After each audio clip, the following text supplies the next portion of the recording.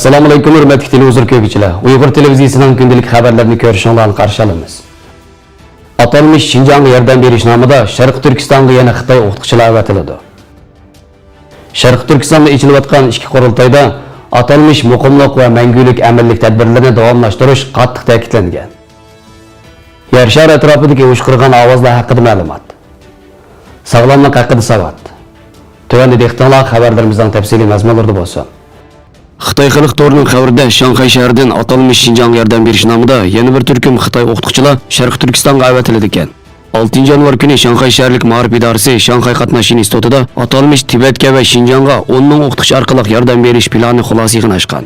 Xitoy Ma'rif Ministerligi, Xitoy Davlatlik taraqqiyot va islohot komiteti, Moliya Ministerligi qatorliq o'rinlar birlashib, maxsus uqtirish tarqatib, chegara rayonlarning uzoq mezgillik amirlik uchun Şinjan va Tibetga 10 ming o'qituvchi avatish qarorini e'lon qilgan. 2018 yil avgust oyida tunji turkumda safarga chiqqan 185 o'qituvchining 170 nafari Sharq Turkistonga borsa, 15 nafari Tibetga borgan. Sharq Turkistonga borgan 170 nafar o'qituvchining Qashqar viloyatining Yarkan, Bo'skam, Qo'g'iliq va Maralbesh qatorliq 4 nahiyasi tavasidagi 35 o'ttir boshlang'ich maktablarga avatilgan. Ikkinchi turkumdagi atalmış yordam berish bahonasi bilan fevral oyida yana Sharq Turkistonga 220 nafar, Tibetga 10 nafar, jami 230 nafar o'qituvchini avatish planlangan.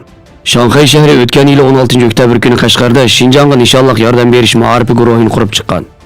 Qashqar xabar torining bu vaqtdagi xabarida Shanxay shahrining Qashqarda ma'arif guruhi qurishi Qashqardagi ma'arif sifatini yuqori ko'tarib, har bir farzandni millatlar ittifoqligini qo'g'daydigan avangard maysalardan qilib tarbiyalab, yangi vaziyatdagi yangi talabni qondirib, uzun muddatli kapolatni barpo qiladi deb ta'riflagan. Xitoy hukumatining Sharq Turkistonning janubini asos qilgan holda turkumlab o'qituvchi yetkishi bu joylarda tez suratda xitoylashtirishni ishga oshirish, bo'libmi hozirgidek ota-onalari lager qamalgan 400 mingdan Uyg'ur bolalari yetimxonlarga yig'ib olingan paytda bu bolalarni Xitoy ma'rifida tarbiyalashga munosabatli bo'lishi mumkin degan farazlarni paydo qilmoqda.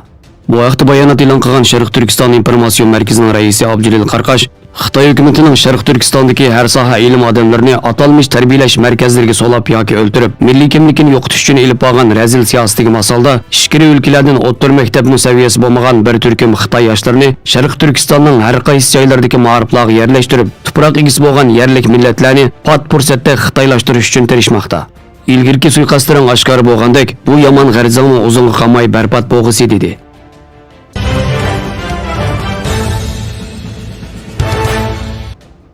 Atalmış Uyg'ur Abnum rayonida navbatda Abnum rayonlik 13. navbatlik xalq qurultiyi 3-yig'ini va siyosiy kengash 12. navbatlik komiteti 3-yig'ini. Ikkinchi umumiy yig'indan iborat 2 umumiy yig'in echilayotgan bo'lib, bu yig'inlarda birdek atalmış ijtimoiy muqimlik va abadiy aminlik bosh nishonini davomli izchillashtirish ta'kidlangan. Xinhua agentligi xabarida 8 yanvar kuni 2 yig'in haqida tarqatgan xabarlarda ko'rsatilishicha, 2 yig'inda so'z qilgan atalmış Şinjan Uyg'ur Abnum rayonlik partikom sekretari Chin Chuango va qo'rchoq raisi Shuhrat Zokir, siyosiy kengash raisi Nurlan Abilmajin qatorliqlar birdek rayonning navbatdagi atalmış muqim va tinch vaziyatiga kapolatlik qilishni ta'kidlab, navbatda ijro qilinayotgan muqimlik siyosatlarining qat'iy davomlashtirilganligini bildirgan.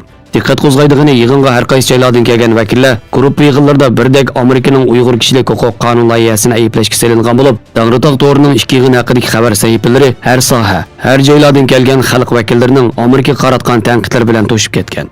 Ularning ilgari surishicha, vakillar Amerikaning Şinjanning ishlariga aralashganligini bas-bas tanqid qilgan va Şinjanning hozirgi vaziyatining tarixda ko'rilib baxmagan darajada yaxshiligi, xalqning baxt tuyg'usining yuksak ballaga chiqqanligi, rayondagi har millat xalqining hozirgi kunlarining asalda tatliq ekanligini bildirishgan.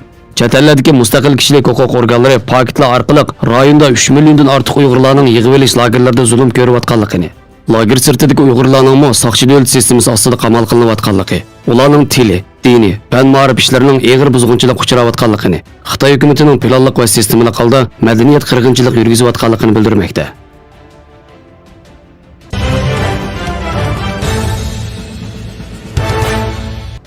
Olimlar yaqinqi 2 yildan buyon yer sharining atrofida anglanadigan sirli qo'shqirgan ovozning Hind okeanining tagidagi mo'jiza xarakterlik yer tevrash harakatlaridan paydo bo'lganligini isbotlagan.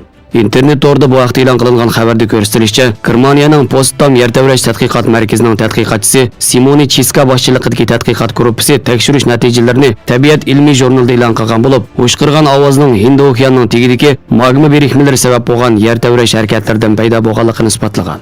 Olimlar tunji qatim 2018-yili Afrikaning sharqiga joylashgan Madagaskar bilan Mozambik o'ttirsidagi Mayutti oroli atrofida o'xshash vaqtda minglarcha qatim yer tevrashning yuz berganligini, Arkadan 2018 yıl oktabrdan başlap ba'zilari 40 minut davomlashgan sirli qo'shqirgan ovozning to'lqinsimon shaklda atmosferaga tarqalganligini bayqagan. 2019 yılı Fransiyaning okean tadqiqot qilish gruppasi Mayotte oroli atrofida okeanning ostida kengligi 5 kilometr va okean ostidan egizligi 800 metr keladigan yangi yanar tog'ning shakllanganligini bayqagan bo'lib, bu sirli qo'shqirgan ovozning yeshilishini kafolatga ega qilgan.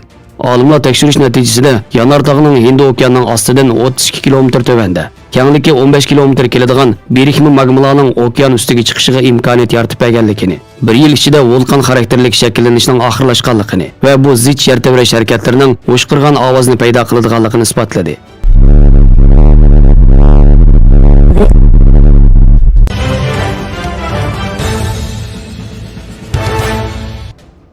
Enjurning oshqozonni sog'lomlashtirish, uchayni tozalash, ishiq va zaharni yondirish qatorliq roli bo'lib, yotqinchoqni ravolashtirib, uchayni tozalash unimiga ega. Nurg'un kishilar enjurning chechiki yo'q deb qaraydi. Amaliyotda bu bir uqishmaslik. Bu xil o'simlikning chechiki kichik bo'lg'achqa gul tagligi ichiga yoshiringan bo'ladi. Enjur dorilik yemaklikdan a'lo o'simlik dorisi hisoblanadi. Zaharni haydab o'sin go'zallashtirishga ahamiyat beradigan ayollarning hammasi enjur yeyishni yaxshi ko'radi. Chunki enjurning oshqozonni sog'lomlashtirib, uchayni tozalash roli bor. Lekin nurg'un kishilar enjurning buningdan boshqa unumi borligini bilmaydi. Enjurning uchayni tozalab, gemoroy kasalini davolash unumi bor. Qadimda enjurdan foydalanib, qo'shimcha davolash va gemoroy kasalini davolash to'g'risida xatir qoldirilgan.